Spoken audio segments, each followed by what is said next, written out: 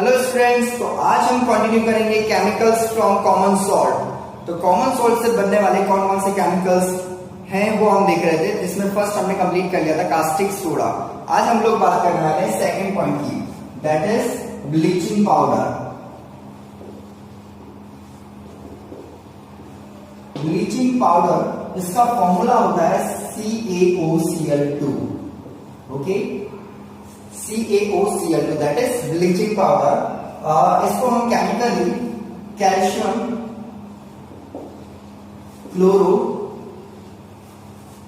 Chloride के नाम से भी जानते हैं। ठीक है, कैल्शियम क्लोराइड। ऐसा क्यों? क्योंकि इसमें कैल्शियम जो होता है इसके साथ क्लोरो और क्लोराइड ये दोनों अटैच होते हैं। ठीक है, तो कैल्शियम क्लोराइड इसका टेक्निकल नेम हुआ और इंडस्ट्रियली हम इसे ब्लीचिंग पाउडर के नाम से जानते हैं। ठीक है, सबसे पहले कोई भी अगर हमें सब्सटेंस पढ़ना है तो वो बना कैसे ये पता होना बहुत जरूरी है। तो इसका प्रिपरेशन मेथड देखते हैं। प्रिपरेशन ऑफ ब्लीचिंग पाउडर कैसे बना है? आपको ध्यान होगा कास्टिक सोडा जब हमने बनाया था तो हमें एनोड पे क्लोरीन गैस मिलेगी। बस उसी क्लोरीन गैस को हम यूटिलाइज करेंगे और उसको हम स्लैग लाइन से पास करवाएंगे। जैसे ही हम उसे स्लैग लाइन से पास करवाएंगे वो कन्वर्ट हो जाएगा ब्लीचिंग पाउडर में। देखते हैं कैसे। स्लैग लाइन फॉर्मूला क्या होता है स्लैग लाइन का? CaOH that is slag line. Okay, line water के नाम से भी हम इसे जानते हैं। क्या पास करवाना है? Chlorine gas. Simple, chlorine gas अगर इससे पास करवाई तो ये क्या बनाएगा? ये यहां पर बनाएगा CaOCl2 that is bleaching powder. बहुत ही सिंपल प्रोसीजर है। ठीक है, ये जो होगा ये आपका एक्वस फॉर्म में होगा slag line, chlorine gas basis form में होगी और ये आपको एक्वस फॉर्म में यहां पर मिल जाएगा। ठीक है, बहुत ही सिंपल प्रोसेस है। लेकिन यहां पर एक प्रॉब्लम आ जाती है। प्रॉब्लम क्या? हम इंडस्ट्रियल फॉर्म में देखें तो क्या ये रिएक्शन काम आएगी? क्योंकि चलो लैब में तो हमें थोड़ा बनाना होता है तो कोई प्रॉब्लम नहीं, मिक्स किया और बन जाएगा। लेकिन इंडस्ट्रियल लेवल पे अगर बात करें तो ये ह्यूज अमाउंट में चाहिए होगा। तो क्या ये इजीली कन्वर्टेबल प्रोसेस है? देखो स्टेट देखना, यहां पर इसकी स्टेट है एक्वस और ये है बेसिस स्टेट। तो सोचो लिक्विड में जब हम गैस मिक्स करेंगे तो लिक्विड में जब भी गैस मिक्स करेंगे तो गैस क्या होगी? गैस की टेंडेंसी होगी ऊपर जाने की और एक्वस सॉल्यूशन की होगी नीचे आने की। तो ये दोनों इजीली मिक्स कभी नहीं हो पाएंगे और इस चक्कर में ब्लीचिंग पाउडर का प्रोडक्शन रेट स्लो होगा। तो प्रोडक्शन रेट को इंप्रूव कैसे करें? तो इसके लिए जो इंडस्ट्रियल प्रोसेस काम में आता है उसका नाम है हेसन-क्लेवर मेथड। हेसन-क्लेवर मेथड। ठीक है, हेसन-क्लेवर जो मेथड होता है बहुत सिंपल प्रोसीजर है। आप देख सकते हैं ये इंडस्ट्रियल वे में कैसे काम करता है। तो चलो देखते हैं इसमें कौन कौन सी मशीनरीज कैसे काम करती है। रिएक्शन ध्यान रखना, हमें क्या करना है? स्लैग लाइन लेना है, उसमें क्लोरीन गैस पास करवानी है और उससे क्या बनेगा? ब्लीचिंग पाउडर बनेगा।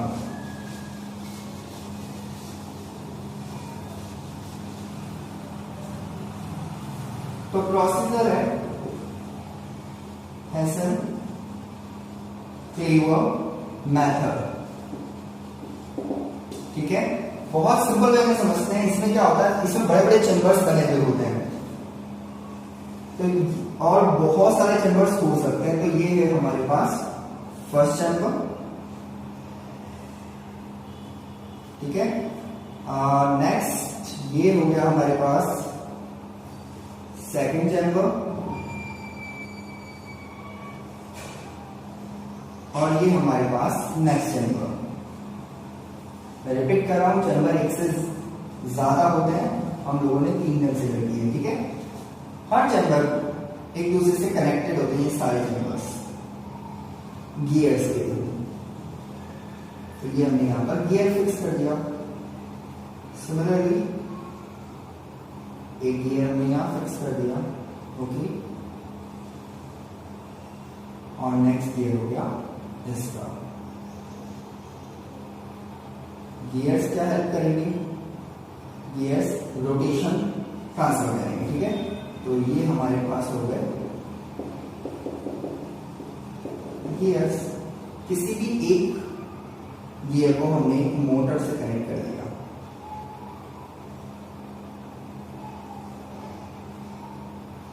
ये लिया हमने मोटर और इससे किसी भी एक गियर को कनेक्ट कर दिया। मोटर क्या करेगा, इस गियर को रोटेट करेगा, ये सब रोटेट होगी, अंदर की शाफ्ट रोटेट होगी। शाफ्ट पे क्या करें, शाफ्ट पे हम लोग ब्लेड्स लगा देते हैं। हर एक शाफ्ट पे हमने काफी सारी ब्लेड्स फिक्स कर दी, ठीक है। ये ब्लेड्स क्या करने वाली है, ये ब्लेड्स स्टीयरर का काम करेगी। स्टीयरर यानी टोटल प्रॉपर जो भी सॉल्यूशन में बनेगा उसको मिक्स करने का काम, इवनली मिक्सचर जो प्रिपेयर होगा वो ये ब्लेड्स काम करेगी। ये चैम्बर्स आपस में कनेक्ट होंगे डक्ट के थ्रू। तो देखो सारे चैम्बर्स को हमने डक्ट के थ्रू कनेक्ट कर दिया, ठीक है।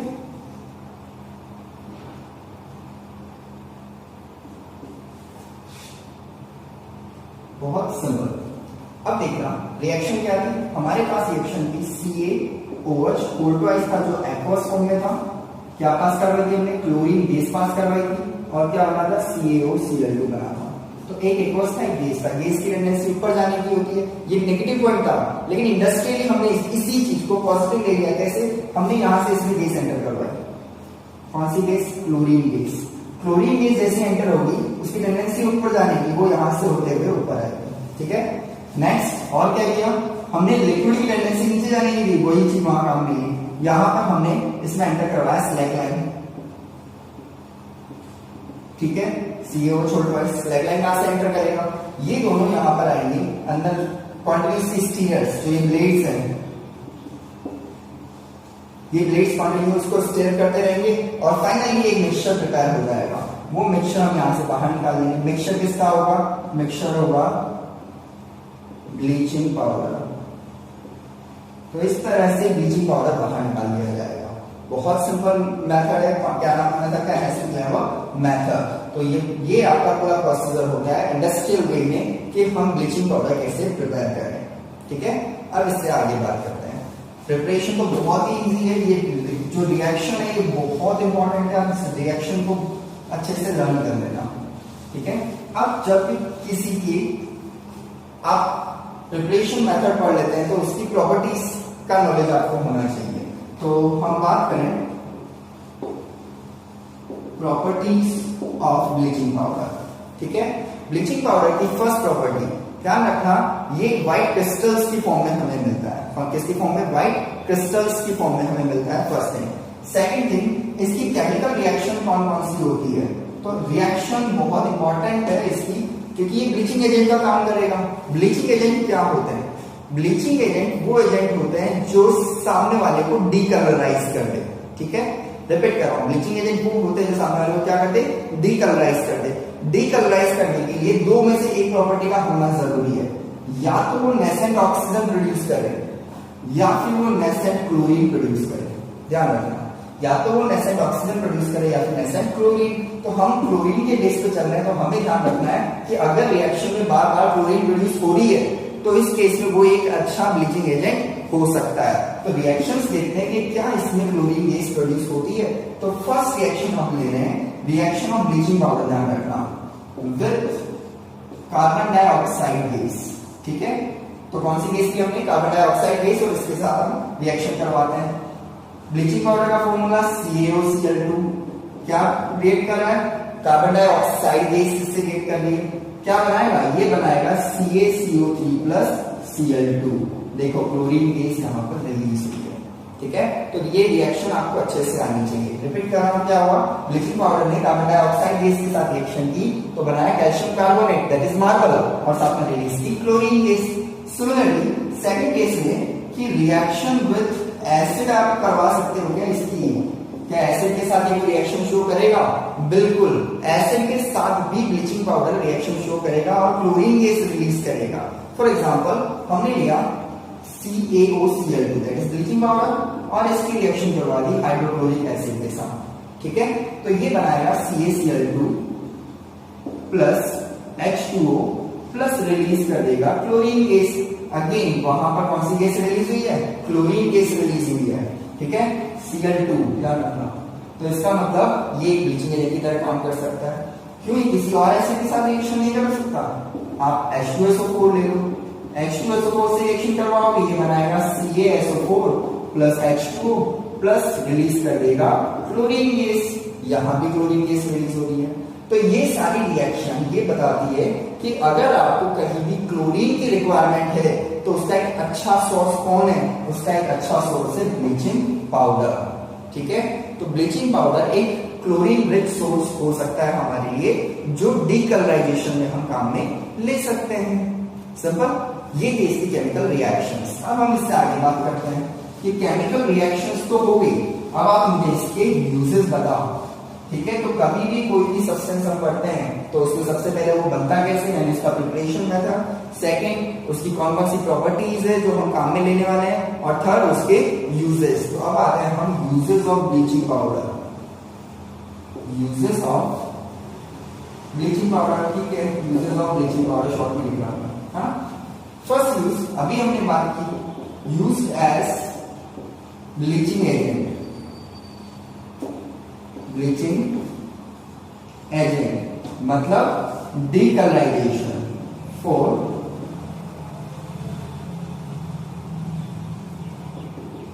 डीकलराइजेशन। तो हम किस लिए काम में ले सकते हैं इसको, डीकलराइजेशन के भी काम में ले सकते हैं। तो आपने कई बार देखा होगा, इसका बहुत सिंपल सा एग्जांपल मैं आपको बताऊं। हम लोग कभी बार्बर शॉप पे जाते हैं या फिर मेकअप के लिए कभी ब्यूटी पार्लर वगैरह जाती है गर्ल्स, तो उसमें क्या होता है, फेस पे कुछ अनवांटेड ब्लैक हेयर्स होते हैं। ठीक है, तो ब्लैक हेयर्स क्या होते हैं, इन हेयर्स को ये स्किन पे विजिबिलिटी ज्यादा दिखाते हैं। ठीक है, तो कहीं ना कहीं इसको पॉइंट आउट करने के लिए क्या किया जाता है, उन हेयर्स की ब्लीच की जाती है। तो आपने सुना होगा फेस ब्लीच, तो उस ब्लीच में क्या किया जाता है, ब्लीचिंग एजेंट लिया जाता है और वो ब्लीचिंग एजेंट फेस के हेयर्स को व्हाइट कर देता है, यानी डीकलराइज कर देता है, और उसके बाद उस पर एक कलर अप्लाई किया जाता है जो स्किन टोन का होता है, और इस वजह से वो हेयर्स होते तो वही है लेकिन फोटोग्राफ्स वगैरह में दिखाई नहीं देते। तो ये ब्लीचिंग प्रोसेस हुआ। सिमिलरली हम ले टेक्सटाइल इंडस्ट्री में कॉटन ले लेते हैं। कॉटन का कल्टीवेशन क्या होता है, कॉटन की फार्मिंग होती है, फील्ड में होता है, ओपन एनवायरमेंट में होता है। तो कॉटन जब ग्रो करता है तो उसके ऊपर बहुत सारी डस्ट और बहुत सारे गम्स वगैरह लग जाते हैं। तो कॉटन कभी भी व्हाइट नहीं रहता पूरी तरह से, वो पेल येलो हो जाता है। तो कॉटन को व्हाइट करने के लिए हमेशा क्या किया जाता है, ब्लीचिंग की जाती है। तो हम यहाँ पर सेकंड यूज ले सकते हैं in textile industries. In textile industries for bleaching of cotton. Cotton, linen हुआ, वूल हुआ, ये सारे फाइबर्स की क्या करना जरूरी होती है, ब्लीचिंग जरूरी होती है। थर्ड थिंग, एक और ब्लीचिंग का एग्जांपल ले सकता हूं मैं। आप लोग देखेंगे पेपर, सपोज हम क्लासमेट की नोटबुक की बात करें तो उसका पेपर बिल्कुल व्हाइट होता है। पेपर बनता है किससे, बिल्कुल वुड पल्प से बनता है। तो क्या वुड पल्प व्हाइट कलर की होती है, नहीं, ब्राउन। तो फिर पेपर व्हाइट क्यों हो जाता है, यस, अगेन क्या करते हैं हम, डीकलराइजेशन करते हैं। किसकी हेल्प से, ब्लीचिंग एजेंट की हेल्प से। और मैंने बोला ही है, जो भी आप टेक्सटाइल इंडस्ट्री में काम में लेंगे वो ये एजेंट पेपर इंडस्ट्री में भी काम में ले सकते हैं। तो in paper industry for bleaching या decolorization, for bleaching of wood pulp. ठीक है, तो वुड पल्प की हम यहां पर क्या कर सकते हैं, ब्लीचिंग कर सकते हैं। सिंपल। नेक्स्ट, इसके अलावा ब्लीचिंग पाउडर जो है एक अच्छा डिसइंफेक्टेंट होता है। ठीक है, तो इट वर्क एज डिसइंफेक्टेंट। ठीक है, ये डिसइंफेक्टेंट की तरह भी काम में लिया जा सकता है। और क्या यूजेस है, जो नेक्स्ट यूज है इसका, ये बहुत ही अच्छा ऑक्सीडाइजिंग एजेंट होता है। ठीक है, तो it work as good oxidising agent. ये एक अच्छे ऑक्सीडाइजिंग एजेंट की तरह भी काम में ले सकते हैं हम लोग। तो ये सारे के सारे यूज किसके थे, ब्लीचिंग पाउडर के। एक और यूज हम ले सकते हैं, प्यूरिफिकेशन ऑफ वाटर। ध्यान देना इस बात पे, प्यूरिफिकेशन ऑफ वाटर। वाटर को जब भी प्यूरिफाई करना है तो उसके लिए भी हम ये काम में ले सकते हैं। हमने लास्ट टाइम कास्टिक सोडा में भी बात की थी। तो जहां भी क्लोरीनेशन करते हैं हम वाटर को प्योर करने के लिए, बताइए हमें, तो क्लोरीनेशन में क्लोरीन की जरूरत होती है। और हमने अभी बात की कैल्शियम क्लोरो जो है क्लोराइड, मतलब ब्लीचिंग पाउडर जो है वो कैल्शियम का क्लोरीन का एक रिच सोर्स है। तो क्लोरीन क्या हेल्प करेगा आपको उस वाटर को प्यूरिफाई करने में काम आ सकता है। तो ये सारे यूजेस किसके थे, ये सारे यूजेस हुए ब्लीचिंग पाउडर के। सिंपल, तो ये था ब्लीचिंग पाउडर। अब आता है नेक्स्ट थर्ड पॉइंट पर। थर्ड पॉइंट क्या है, लर्न है आपको, मैंने सीक्वेंस सिखा रखा है। फर्स्ट क्या था, फर्स्ट था हमारा caustic soda, second bleaching powder और थर्ड है बेकिंग सोडा। बिल्कुल, तो अब हम बात करने वाले हैं third chemical, that is baking soda. तो थर्ड केमिकल है हमारे पास बेकिंग सोडा, ठीक है।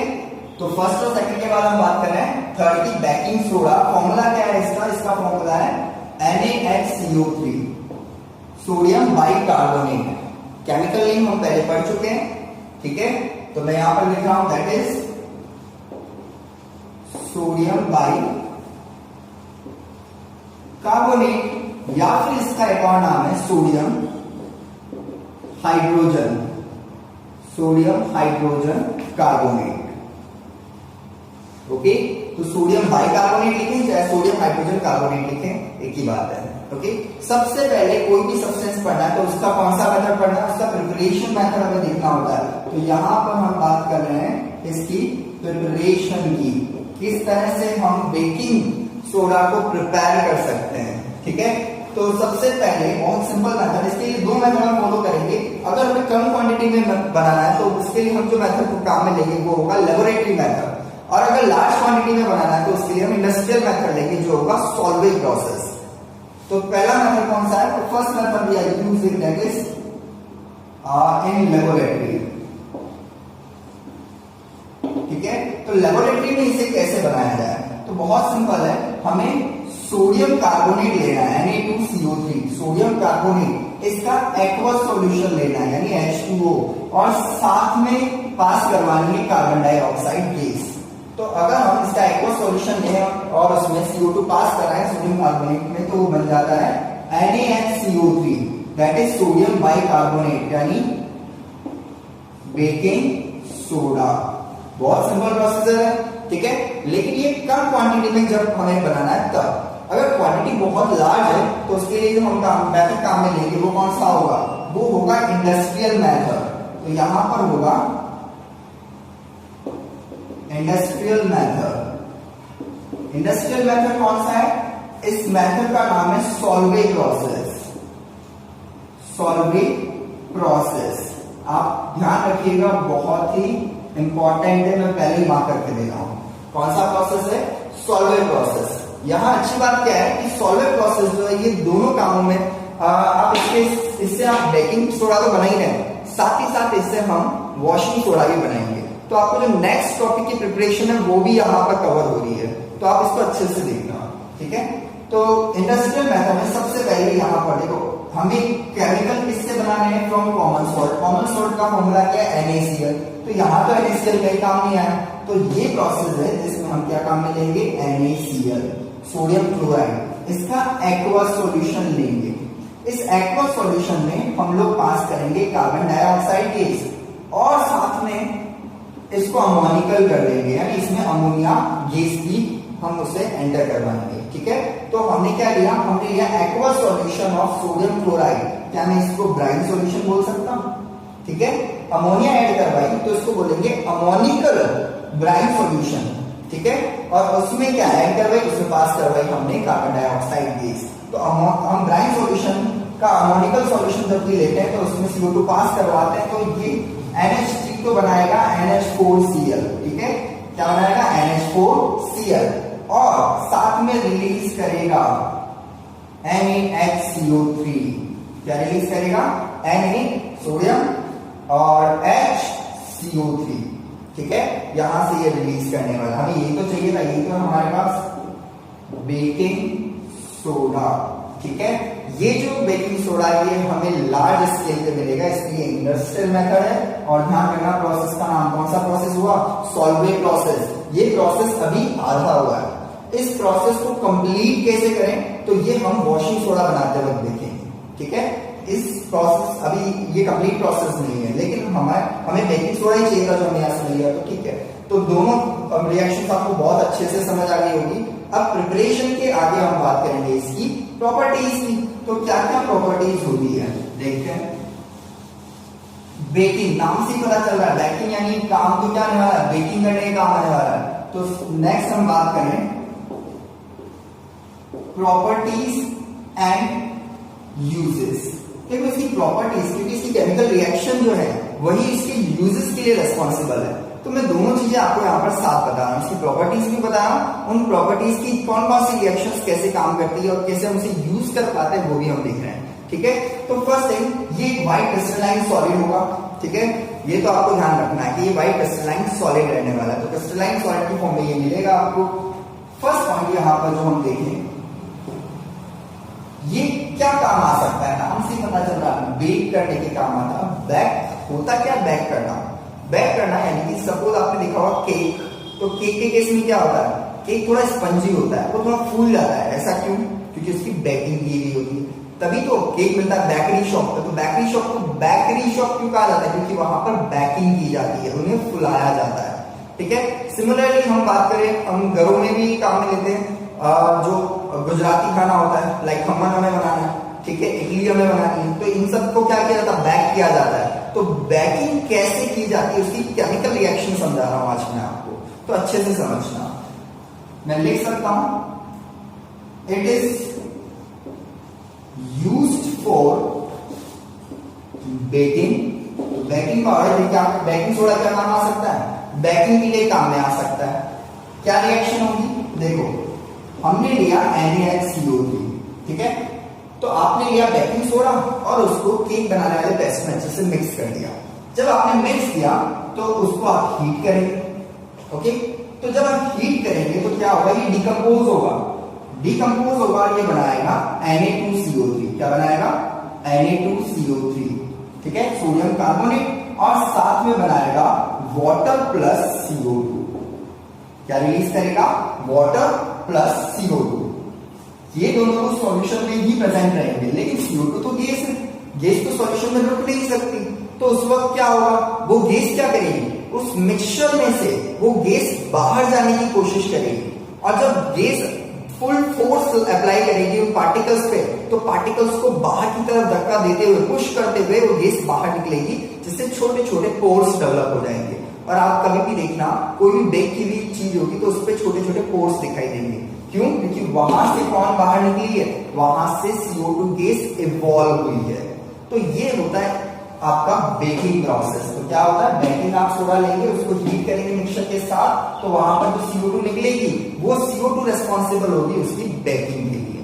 सिंपल। नेक्स्ट सेकंड पॉइंट काम में लें, तो यहाँ पे क्वेश्चन आता है माइंड में, क्या, तो यार यहाँ पर तो Na2CO3 बना, Na2CO3 स्लाइटली अल्कलाइन नेचर का होता है, तो ये अल्कलाइन यानी बेस, तो बेस तो यहाँ पर कड़वाहट देगा, तो आपका टेस्ट चेंज नहीं हो जाएगा, बिल्कुल होगा।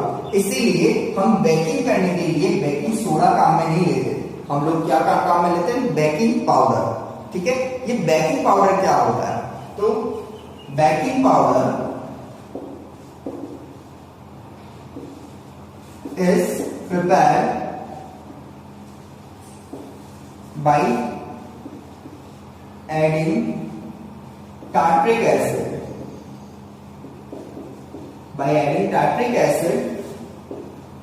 and baking soda।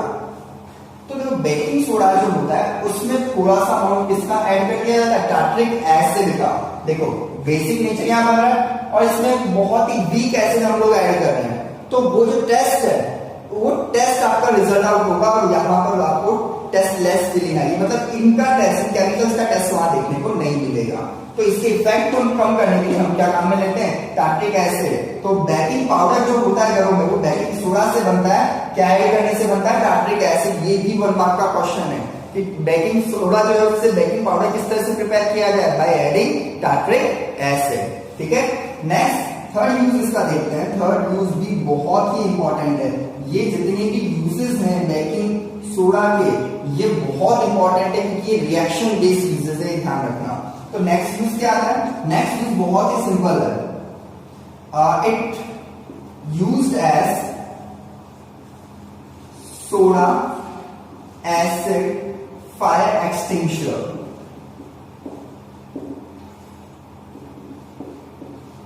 Soda acid fire extinguisher, ठीक है। ये सोडा एसिड फायर एक्सटिंग्विशर की तरह भी काम आता है। सबसे पहले तो फायर एक्सटिंग्विशर होते क्या है ये बताएगा।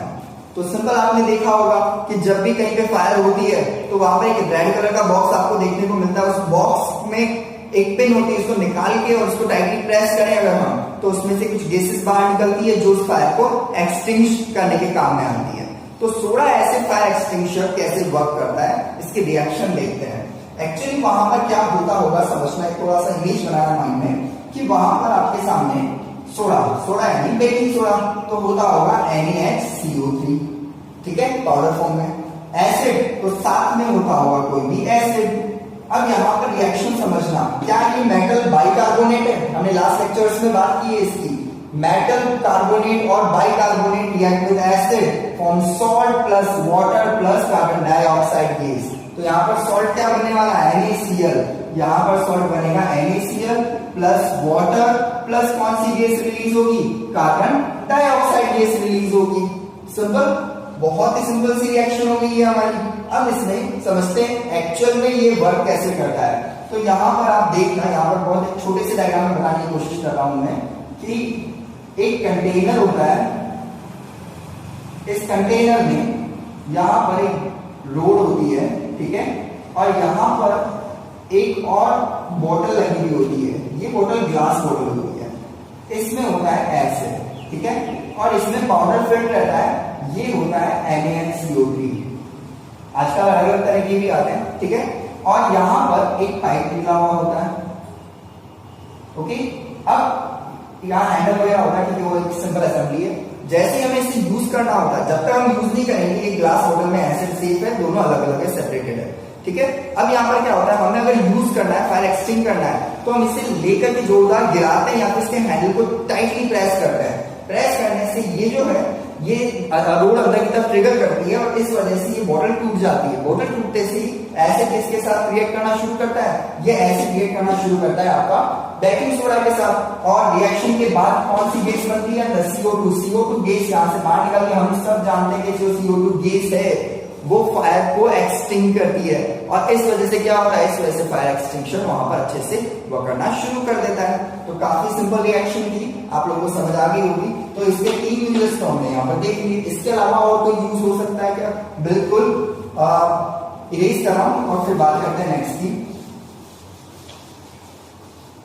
तो जो नेक्स्ट 4th यूज हम इसका देखने वाले हैं वो इसके एल्कलाइन नेचर की वजह से होता है, ठीक है। तो क्या है, और जो 4th वन है, it is a mild base. ये माइल्ड बेस की तरह वर्क करता है। तो इसका कौन सा ऐसा क्या होता है कि बेसिक नेचर का होता है? तो सिंपल, कभी भी किसी का नेचर अगर देखना है ना तो उसे पानी में डाल दो या फिर उसके ऑपोजिट नेचर वाले से उसकी रिएक्शन करवा दो। तो यहाँ पर हमें नेचर देखना है NaCO3 का। किसमें ऐड कर दूं? मैं वाटर में ऐड कर दूं, ठीक है। तो वाटर में जब मैं ऐड करूंगा तो ये बनाएगा NaOH प्लस H2CO3, ठीक है। तो एक इसने बेस बनाया और एक एसिड बनाया। अगर NaOH की मैं बात करूं तो क्या ये स्ट्रॉन्ग बेस है? लेकिन H2CO3 क्या है? ये एक वीक एसिड है। तो वीक एसिड और स्ट्रॉन्ग बेस अगर मिलते हैं तो इस केस में जो नेचर है वो क्या लीड करता है? बेसिक नेचर, और इसीलिए ये एक माइल्ड बेस का काम करता है। और जब माइल्ड बेस का काम करेगा तो क्या मैं उसे एंट एसिड बोल सकता हूं? यस। तो कभी भी एसिडिटी होती है तो उस केस में हम माइल्ड बेस की तरह या तो मिल्क ऑफ मैग्नीशिया काम में ले सकते हैं या फिर बेकिंग सोडा काम में ले सकते हैं। तो बेकिंग सोडा एसिडिटी को क्यों कंट्रोल कर लेता है?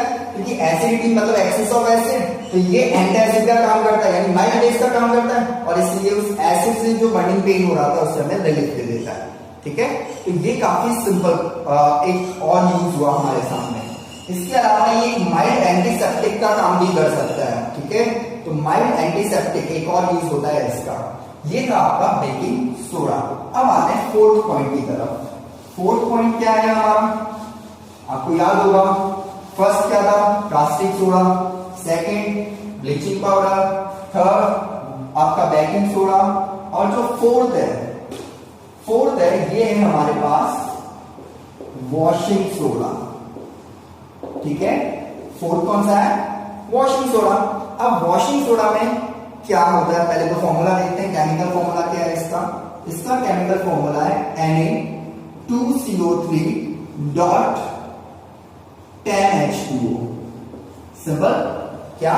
Na2CO3 dot 10H2O। केमिकली अगर मैं इसे देखूं तो ये देखो, सोडियम कार्बोनेट, सिंपल नेम है इसका सोडियम कार्बोनेट डॉट आया है और H2O आया यानी हाइड्रेट है। 10 को डेका बोलते हैं, डेका हाइड्रेट। ठीक है, बहुत सिंपल इसका केमिकल नेम है सोडियम कार्बोनेट डेका हाइड्रेट। ठीक है, अब इससे आगे बात करें। अगेन मेथड कौन सा? Preparation method. तो सबसे पहले हमें इसकी पढ़नी है प्रिपरेशन। अब प्रिपरेट कैसे किया है? अभी तो मैंने कहा था आपको सॉल्वेंट प्रोसेस हमने बात की थी बेकिंग सोडा बनाने के लिए, लेकिन उस प्रोसेस को हमने आधे में रोक दिया था। अगर उस प्रोसेस को कंटिन्यू चलने देते तो वो सॉल्वेंट प्रोसेस में हमें क्या मिलता? वॉशिंग सोडा मिल जाता। तो प्रोसेस का नाम अगेन मैं यहां पर लिख देता हूं, दैट इज सॉल्वेंट प्रोसेस। ठीक है, यहां पर क्या होने वाला है समझना। क्या था? NaCl यानी ब्राइन सॉल्यूशन लिया था हमने, ब्राइन यानी एक्वस, साथ में हमने CO2 गैस पास करवाई थी, लेकिन वो अमोनिकल था। ठीक है, तो ये सारा आपका स्टेटमेंट तो क्लियर हो गया। नेक्स्ट बनाया क्या था इसमें? NH4Cl बनाया था और साथ में बनाया था NaCO3 यानी सोडियम बाइकार्बोनेट। ठीक है, तो वॉशिंग सोडा किससे बनता है? वॉशिंग सोडा बेकिंग सोडा से तो बनता है। तो बेकिंग सोडा हमारे सामने क्या? NaCO3 इस प्रोसेस में मिला, इसे सिंपली हीट कर दो। तो आपको याद होगा हमने बेकिंग के प्रोसेस में इसको अभी पढ़ा था। तो इसको हीट करूंगा तो ये क्या बनाएगा? ये बनाएगा Na2CO3 plus H2O plus CO2। हमें तो Na2CO3 ही तो चाहिए, ये तो हमें बन गया। ठीक है, अब इस Na2CO3 को क्या करें? इस Na2CO3 को क्रिस्टलाइज कर लो, यानी इसको वाटर के साथ रिक्रिस्टलाइजेशन करेंगे तो ये बनाएगा Na2CO3 dot 10H2O, that is washing soda. तो ये हमें क्या मिल गया यहाँ पर? Washing soda. इस पूरे प्रोसेस को, ये कंप्लीट सॉल्वेंट प्रोसेस हुआ। ठीक है, और ये कई बार 2 या 3 मार्क में पूछा जाता है, जिसमें सिर्फ सॉल्वेंट प्रोसेस का एक्सप्लेनेशन आपको देना होता है, तीनों रिएक्शंस आपको अच्छे से बतानी होंगी। सिंपल। अब ये जब प्रोसेस समझ आ गया, प्रिपरेशन समझ आ गई, तो हमें क्या करना है? इसकी केमिकल प्रॉपर्टीज और इसके यूजेस। तो देखते हैं इसकी क्या क्या केमिकल प्रॉपर्टीज और यूजेस हैं। फर्स्ट हम बात करें प्रॉपर्टीज ही ले लेते हैं। प्रॉपर्टीज तो क्या रखना है? इनिशियली फर्स्ट पॉइंट है, इंपॉर्टेंट है, थ्योरेटिकल लेकिन इंपॉर्टेंट है कि इनिशियली जब आपका ये बनेगा तो इसका कलर क्या होगा? ध्यान रखना, ये कलरलेस होता है, यानी ट्रांसपेरेंट होता है। ठीक है, तो इनिशियली ये ट्रांसपेरेंट होगा कब? जब ये बना Na2CO3 डॉट 10H2O, तो ये हुआ ट्रांसपेरेंट। ठीक है, या कलरलेस। ऐसा क्यों? क्योंकि 10 मॉलिक्यूल्स ऑफ वाटर जो क्रिस्टलाइज है ये इसके कलर के लिए रिस्पॉन्सिबल नहीं होते, लेकिन जब इसको थोड़ी देर बढ़ा रखें हम लोग तो बड़े क्या होता है? इसमें से इसके 9 मॉलिक्यूल्स ऑफ वाटर रिलीज हो जाते हैं, यानी Na2CO3 डॉट H2O बचता है और 9 मॉलिक्यूल ऑफ H2O ये रिलीज कर देता है। ठीक है, नाम क्या है? Sodium carbonate Deka hydrate. तो यहां हो जाएगा सोडियम कार्बोनेट मोनो 1, आगे कुछ नहीं है, 1 है, तो ये हो जाएगा मोनोहाइड्रेट। तो हमारे पास ये बचा सोडियम कार्बोनेट मोनो हाइड्रेट। ठीक है, और ये जो होगा ये कौन से कलर का होगा? व्हाइट कलर के क्रिस्टल्स होंगे। तो हम जो वॉशिंग सोडा खरीदते हैं हमारे पास उसके व्हाइट कलर क्रिस्टल्स क्यों होते हैं? क्योंकि हमारे पास मोनोहाइड्रेट होता है, लेकिन जब उसे बनाया जाता है तो वो ट्रांसपेरेंट क्यों होता है? क्योंकि उसके अंदर डेका हाइड्रेट प्रेजेंट होते हैं। ठीक है, तो कई बार ये पूछा जाता है कि कब वो ट्रांसपेरेंट होगा, कब व्हाइट होगा, तो ये आपको ध्यान होना चाहिए। Next second point, it is also work as mild base. ठीक है, तो it is also alkaline in nature. इसका नेचर भी अल्केलाइन होता है, स्लाइटली बेसिक। ऐसा क्यों? आप Na2CO3 लो, मैंने कहा ना नेचर चेक करना है तो वाटर में ऐड कर दो। इसको वाटर में ऐड करेंगे तो ये क्या बनाएगा, ये बनाएगा NaOH प्लस H2CO3। अगेन क्या बनाएगा, NaOH प्लस H2CO3, ठीक है।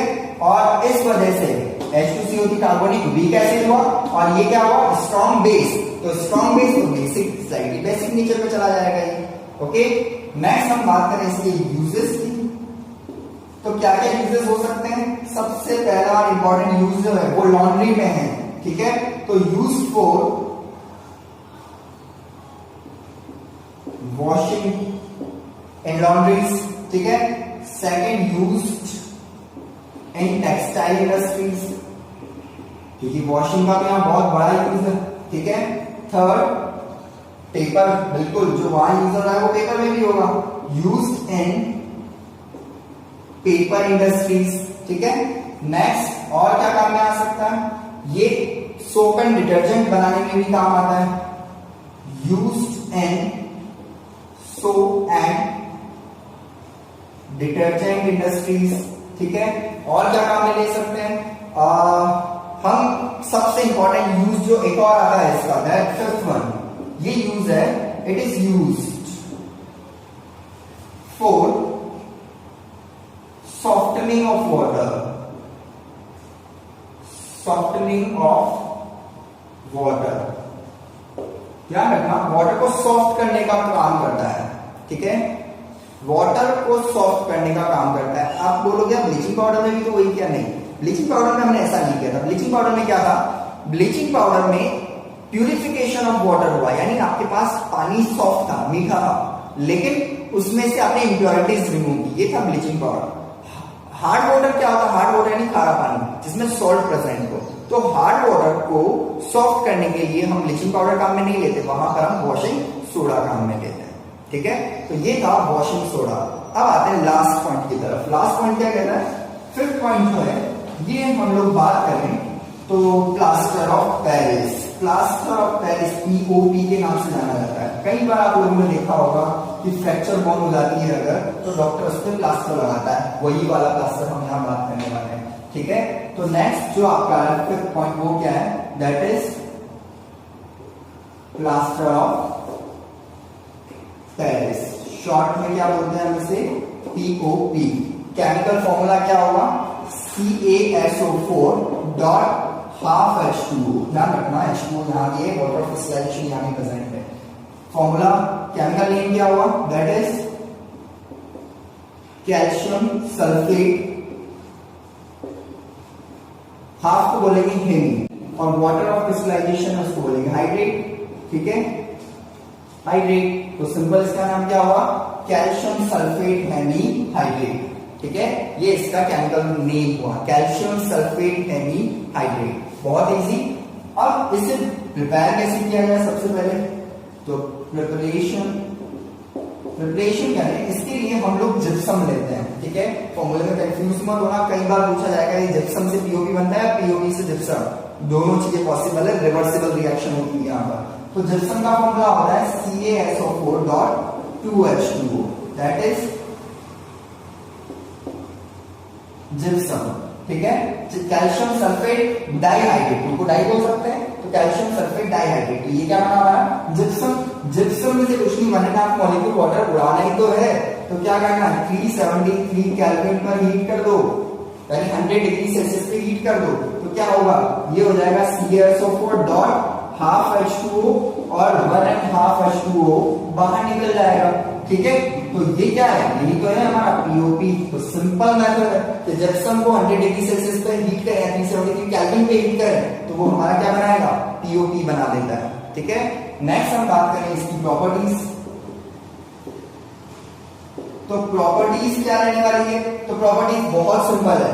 POP अगर आप लेते हैं, इसकी व्हाइट क्रिस्टलाइन पाउडर होगा, सबसे पहले तो ध्यान रखना ये व्हाइट क्रिस्टलाइन पाउडर रहने वाला है। लेकिन POP आपने कभी भी देखा होगा तो प्लास्टर किस तरह से किया जाता है, तो प्लास्टर किस तरह से किया जाता है, देखना कभी किसी की फ्रैक्चर बोन होती है तो उस बोन को सेट करके और वहां पर एक पेस्ट ला करके रखा जाता है, ठीक है। और वो पेस्ट जो है अपने आप 5 to 10 मिनट्स में हार्ड हो जाता है।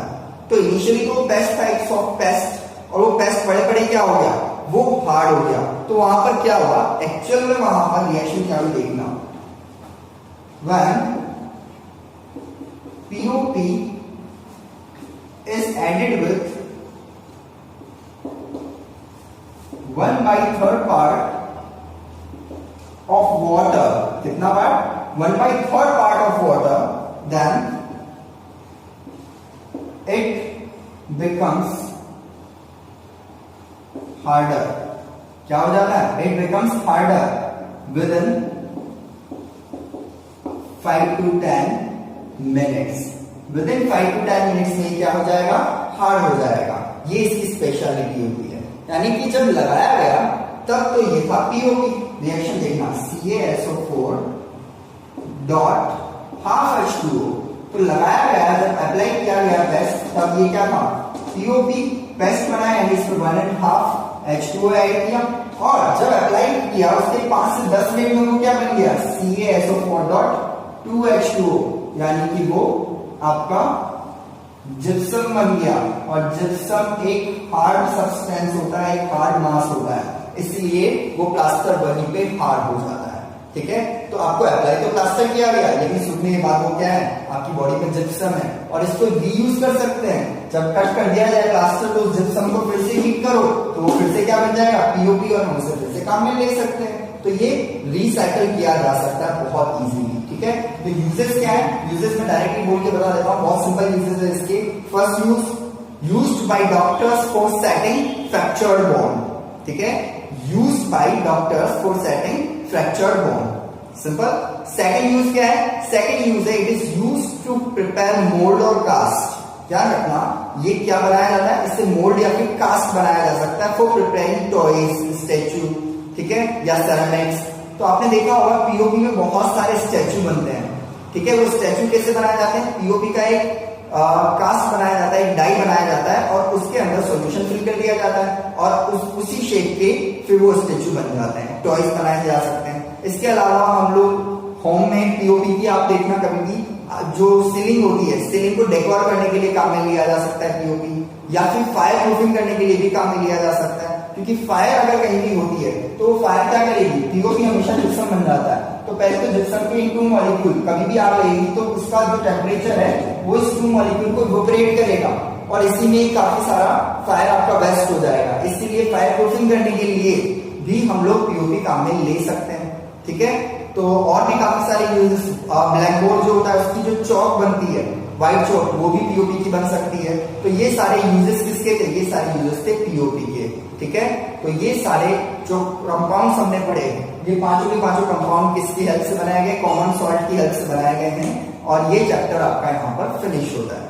तो चैप्टर को अच्छे से रिकॉल करना, हर एक वीडियो को कम से कम आप 2 बार देखना, आपको सारी चीजें बहुत अच्छे से समझ भी आ जाएगी और वहीं पे लर्न हो जाएगी। ठीक है, कोई भी प्रॉब्लम अगर आपको होती है आप कमेंट कर सकते हैं, अपनी क्वेरीज वहां पर डाल सकते हैं। Okay, thank you.